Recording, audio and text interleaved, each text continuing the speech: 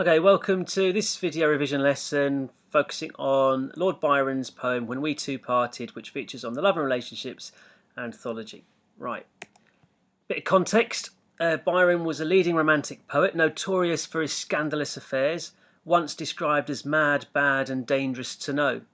The narrative voice in this poem is largely believed to be Byron's himself, with the object of his affections believed to be Lady Frances Webster, who in turn was rumoured to have proceeded to have had an affair with the Duke of Wellington, and it's that event which is said to have prompted the writing of this poem.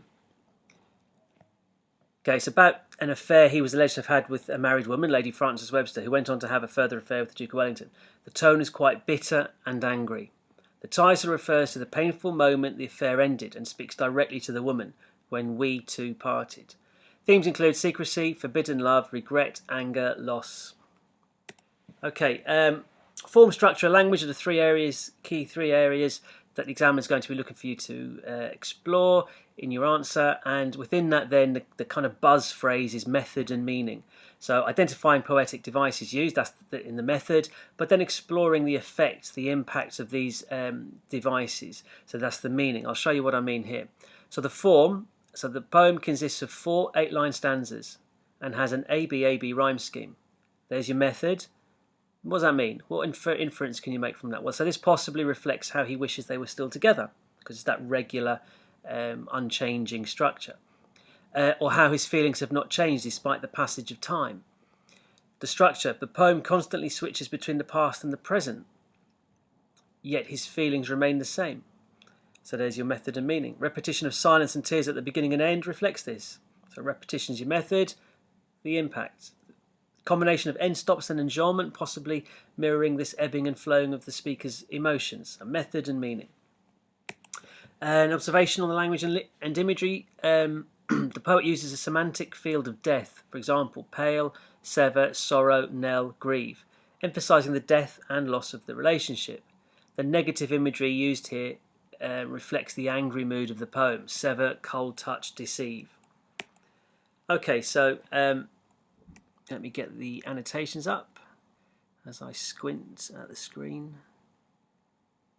Right, okay. When we two parted in silence and tears, half broken-hearted to sever for years, pale grew thy cheek and cold, colder thy kiss. Truly that hour foretold sorrow to this. The dew of the morning sank chill on my brow. It felt like the warning of what I feel now. Thy vows are all broken, and light is thy fame. I hear thy name spoken, and share in its shame.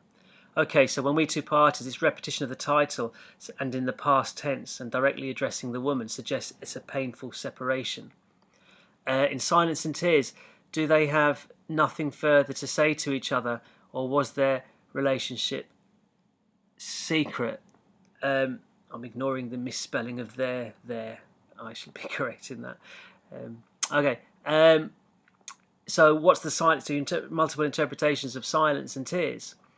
Half broken-hearted implies one of them was upset at the separation, and clearly it was Byron, or that they weren't properly in love to begin with. Maybe it was because it was an affair, it wasn't a proper loving relationship. Sever, quite a violent imagery there, reflecting the trauma of the split. Pale, semantic field of death. A corpse is pale. Cold reinforces that.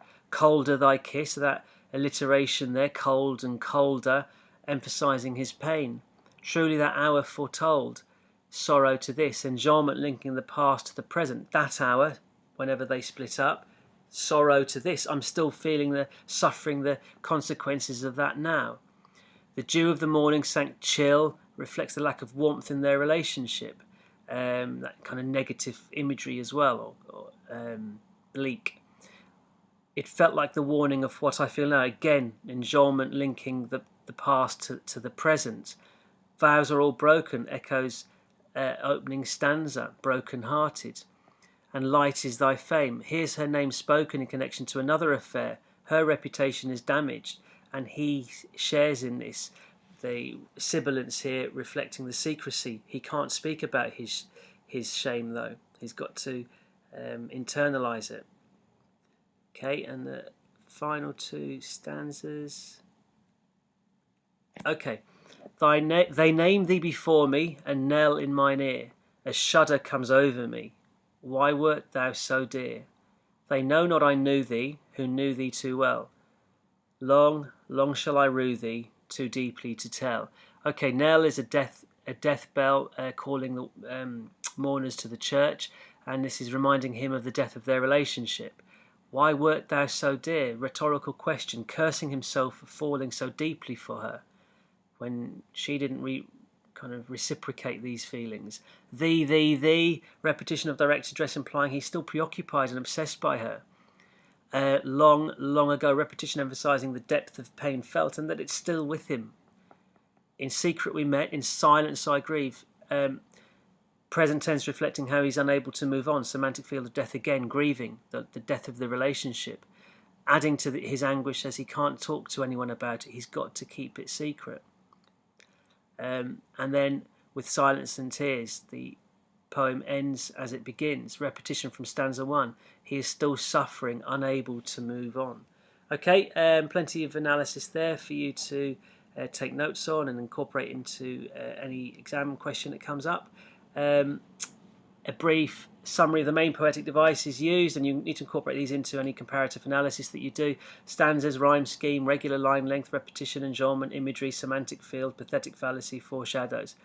Useful vocab you can use when analysing the poem: grief, melancholic, mourning, forbidden, secretive, ashamed, bitter, scandalous. And importantly then, which other poems on the anthology could you compare this one to? Well, the painful memory of losing a lover in neutral tones, which is kind of similar in tone as well.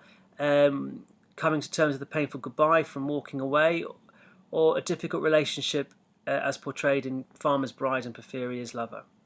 Right, that's your lot for this one. See you back on one of the other videos. Bye for now.